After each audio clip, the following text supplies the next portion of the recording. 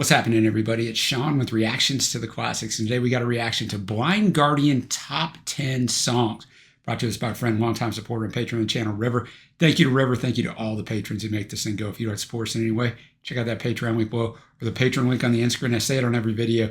It's not just something I say. We could not do it without them. All right, I only know Blind Guardian because River brought them to a live stream that I do every Wednesday night, 5 o'clock Central Time on YouTube. Shameless plug. So I've heard one song. But River says, Blind Guardian, like Sabaton, who you've done a top 10 of before, go look in that search bar above, that was fantastic, are considered by some to be one of the big four power metal acts alongside Halloween and Dragon Force. I finally saw Blind Guardian live this May, which I'm filming this May of 2024, as part of their The God Machine tour, and it's quite the experience to hear Hansi's vocals live and watch what is truly an incredible band show how tight they are live.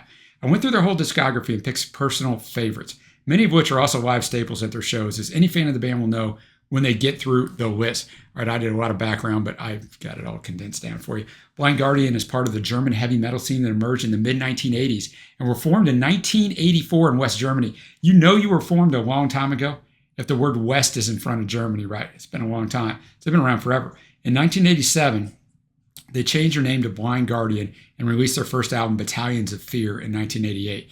They have since released 10 more studio albums, so not a ton of albums for that amount of time, including an orchestral album that was released under the name Blind Guardian Twilight Orchestra. The music is mostly composed by Kirsch and Ulbrich. You know I'm going to butcher names, guys. I'm not German, sorry. Together, and the lyrics written by Kirsch and are mostly inspired by the fiction, and this is very true because I've already done the songs on here, of fantasy authors such as J.R.R. Tolkien, Michael Moorcock, Stephen King, George R.R. Martin, and Robert Jordan, as well as traditional legends and epics. Over the years, a theme has developed which personifies the band members as traveling storytellers, leading fans to refer to the band affectionately as the Bards. They are often credited as one of the seminal and most influential bands in the power metal and speed metal subgenres. 9 musicians have been part of the band's lineup in its history, which, if you think about it, it started in 1984 and only have 9 musicians is insane, right? In 40 years. I mean, that's awesome. So if you haven't ever been listening before, the music will not be in the video, but it'll be at a Vimeo link below. Click on it and follow along with us. Let's get to number 10. You see it below, Scalds and Shadows from the Twist in the Myth in 2006 album. It was their 8th studio album. It is sung from the point of view of an Old Norse skald with an allusion towards the saga of the Volsunds, specifically the story of Sigurd and Brunhilde. I might as well be speaking a foreign language because I kind of am, but I researched what all these songs were about so you guys would know. I don't know what any of that means, but that's okay because I'm going to have the lyrics up as always. Thanks again, River. All right, Scalds and Shadows. A skald is Scandinavian for bard. I'm sure you all knew that, but just in case for those of us that did not what I expected instrumentally, I'm sure we're going to come in way harder later. I don't have any delusions on that, but really well done. The flutes and the bagpipes are what you're hearing. Like, just a fantastic ambiance to this song. I mean, I felt like I was watching Lord of the Rings. I know that's not what this one's about. There's going to be several that are, but just a great environment. And I thought Hansi, it's really Hansi and not Hansi, right? Like Hans, but that's how I'm going to say, Hansi. So if that's wrong, I'm going to say it wrong the whole time. You can be like this dumb guy from the United States. Really well done. You know, guitar works fine, but that wasn't the point of this one. But I know it's going to be the point of several others. Going to song number 9, we got Secrets of the American Gods from The God Machine, just in 2022, their 12th album. River said this one is much newer than much of the list. However, I feel it will quickly become a classic for the band. And I found it references Neil Gaiman's fantasy novel, American Gods. All right, Secrets of the American Gods. I'll say lyrically, I don't know how much I'll say on a lot of these songs because, you know, they fit obviously into a theme of an album and onto a lot of literature that I don't know. The next song I'll get into talk about what I do know in Lord of the Rings, but that's the next song. So I'm not going to, you know, it's more about instrumentation, vocal performance, arrangement. The first song was that way, the build, and this song was that way. A lot of times artists like this, they're absolute masters at the build, right? And that was the case even in Scalds and Shadows, even though it was a lower arrangement as far as like, you know, there wasn't a ton of guitar work on there, but they still built it. And this song built great. And I thought Hansi sounded fantastic. But the drumming by Frederick Emke was fantastic. And Frederick was the one that was playing drums, but he also was playing bagpipes and flutes on the last song. So Frederick is a talented guy. Same exact band members on this one. 2006 on the first one, 2022 on this one. So, I mean, these guys were together for a long time, but I thought it was a really good song. Like, really good. Great build, great instrumentation, fantastic guitar work. It's 2 songs in, really well done. Next up, we have Lord of the Rings, all the way back from Tales from the Twilight World, 1990, their 3rd studio album. Obviously, it's based on Tolkien's Lord of the Rings. I know, like, I don't know a ton about Lord of the Rings. I've never read the books, boys and girls. I've seen the movies several times, went and saw them all at the theater, watched them several times since. Hadn't watched them in years, and probably watched them, I don't even know, man, probably 4 years ago, 5 years ago. Mackenzie had never seen them, my daughter, so Trey and I and her watched them. They're fantastic. They hold up. One of the greatest, trilogies of all time, maybe the greatest. So I loved them. I thought they're fantastic. I just don't know them inside and out. So I keep that in mind. This came out before the movies, way before the movies, 1990. But let's see. I'm looking at their lineup. They have a different drummer. Everybody else is the same. So Andre on the lead guitar and Marcus on the rhythm guitar. So everybody else is the same. That was quick. It's 32 years before the song previously that we heard. And I mean, I thought they sounded great. Again, great build. They basically told the ending of the Lord of the Rings. That's what this one was all about. So they just kind of wrote it out. I won't go into all the lyrics with you, but I mean, that's what they were doing. They were telling the story of going down to Mordor and all that good stuff. But I thought they sounded great. Thought it was well done. I talked to you about the speed metal and all that stuff. We haven't really got any speed metal yet, which is all right. Maybe we're going to get it here because our next track is Valhalla from the Fall of the Blind, their 2nd studio album. But River says, as always, have to include one live performance for these top 10 lists. So this references the mythological Valhalla, and the song's about a wizard who deplores the loss of his people's mythology, hinting at the historical shift from the Norse pagan religion to Christianity. We got the same guys we had on the last track. So this is going to be live at Wacken. So video is going to be up. Let's check it out. All right, Valhalla, Deliverance. Why have you ever forgotten me? That was a tremendous performance. I am so glad that River shared this one. It's from 2011. I mean, just tremendous. There can be nothing more satisfying, I would think, than standing on that stage and all those people singing your song back to you, right? And you could tell Hansi loved it, but really well done. Great live performance. Guys all chilled out, right? Everybody's just in black button downs, man. Just in black button downs. But guitar work, fantastic. Has to be, right? There's a lot of pressure playing these festivals like this because there's a ton of people and you got to really carry the energy. And if you can't do it, it's very, very obvious. The crowd dies out quickly because they have so many adrenaline pumps. You're going band after band after band. You cannot keep up your adrenaline all the time as a crowd. So you've got to really be able to bring it as an artist. So Andre's guitar on there was top notch and, good promotion. Get the Blind Guardian black wristbands there. So great choice for number 7. Next up at number 6, we got Majesty. We're going to dial it back all the way to that debut album I told you about in the beginning in 1988, Battalions of Fear. And this one is also based on The Lord of the Rings. All right, Majesty, where it started and where it went to were 2 totally different things. Another example of how they build on things. So they got to that pretty quick. That was the first song, obviously. There's more speed metal or thrash metal. I mean, there's a lot of people who get into these long debates on the differences in the two and all that. So I'll just say them both so that way I can be right and wrong in everybody's ears and eyes. But, more of the traditional in that style of metal where the guitar work and the drumming is absolutely paramount. So this one has Thomas Tomen. I don't know if that's how you say it, Stotch. So I'm just going to say Thomas, even though it's obviously not what he went by, on the drumming, and then Andre on that absolute fantastic lead guitar work there. And I mean, obviously Hansi was good too, but guitar and drumming is what's key in this style of metal. All right, time to get to the top 5. Time Stands Still, and then in parentheses, At the Iron Hill from Nightfall in Middle-earth in 1998.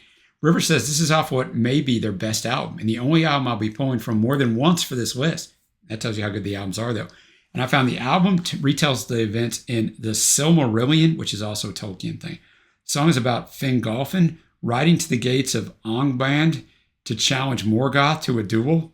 Fingolfin wounds Morgoth 7 times, but is eventually killed. The names, man, we'll see. All right, Time Stands Still, At the Iron Hill. An epic song, great songwriting, because it told me the story, right? I was really engaged in the story. Everything I've said on everything else is great. The vocals, the arrangement, the band is very tight. But, it just tells me that basically Fingolfin goes by himself but because he goes by himself and puts up such an epic fight that his name and their name is going to be known forever. And he fights and he holds him off. And at the very end, he finally falls on his back. The most proud and the most valiant, his spirit survives. Praise our King, praise our King. So through his martyrdom, he has become immortal, so to speak. All right, next up we have the Bard song, which remembers their nickname, the Bards. This one is In the Forest. There's two different Bard songs. They're back-to-back on this album of Somewhere Far Beyond in 1992. River said, this one I'm torn on having you listen to a live video or just having you listen to the Spotify version, but both have their merits. This song, there's an amazing feeling in a live show, hearing 1,000 or more people singing in unison beautifully. I mean, I went for the Spotify version because that's kind of what River wanted me to do, but I found the song is a folk rock ballad in contrast to the band's usually power metal sound. 40 in Germany, 31 in Italy. It's inspired by the computer game The Bard's Tale, one of Blind Guardian's most successful songs, as well as one of the most anticipated performances on live concerts, just like River talked about, which is known to have the crowd sing most of the song for Hansi, the lead singer, just like we saw on Valhalla. Hansi said this. He said, I think it was very closely related to the time-traveling bard on Somewhere Far Beyond and about the approach of the great music of musicians which passed away over the years. Bands which vanish without having any real recognition, but always find their geology and energy still lives through the music. But that's what the lyrics and song was about, not so much ourselves. At that point, we had a strong feeling that Blind Guardian would become a successful band, but it was about music in general and the necessity of musicians doing what they always have done, entertaining people when they don't have the biggest of success, but being important nonetheless. I just thought that was a great quote. That's why I wanted to share it with you. Okay, another interesting arrangement. No drums. Everything's acoustic guitar. The string arrangements arranged by Hansi, but, you know, a really good song. And I mean, he already kind of explained what it's about, but the chorus, tomorrow will take us away far from home. No one will ever know our names, but the Bard's songs will remain. Tomorrow will take us away. The fear of today will be gone due to our magic song. The songs and the arts live on forever, so to speak, long after they don't know your name. All right, 3 songs left. We got the longest song on here, Sacred Worlds, from the At the Edge of Time album in 2010. An edited version of the original song Sacred, which has a new orchestral intro and outro. It was written by Blind Guardian for the 2008 video game Sacred 2 Fallen Angel. Sacred Worlds can really tell it was for a video game or edited down to a video game or however you want to look at it, but I mean, we might as well put this plug in here right here. River did a fantastic top 10 video game soundtracks last month, so just go up in the bar above and just type video games. That'll be the video that will come up for you, but really well done. Build was 2 minutes, 15 seconds, and then the outro, the coda, was over a minute as well, so it's a 9-minute, 19-second song, but it's surrounded by over like almost 3.5 minutes of just instrumental stuff in there. So a worthy choice at number 3 because the arrangement of it was so good, like very detailed, very intricate. You know, they're not just mailing stuff in here. All right, we got 2 songs left. We got the script for my Requiem from Imaginations from the Other Side, all the way back in 1995. All right, the script for my Requiem, a journey of a song, great arrangement, drumming and guitar work stand out as it should.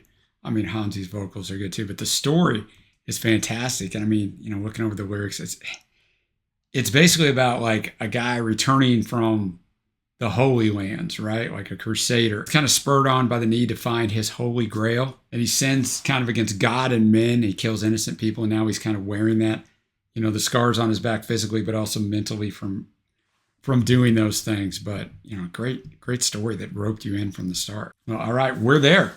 River's number 1 Blind Guardian song. We got Mirror Mirror from Nightfall in Middle Earth in 1996. River says, this final song was the first I added to the list as I worked on it, and for good reason. It's not just, in my opinion, their best song, but among the most popular of their tracks. And I found it recounts how Turgon, in view of inevitable defeat, builds the cities of Gandalin, aided by Olmo, the Lord of Water. Okay. All right, Mirror Mirror, a fantastic song. So well done.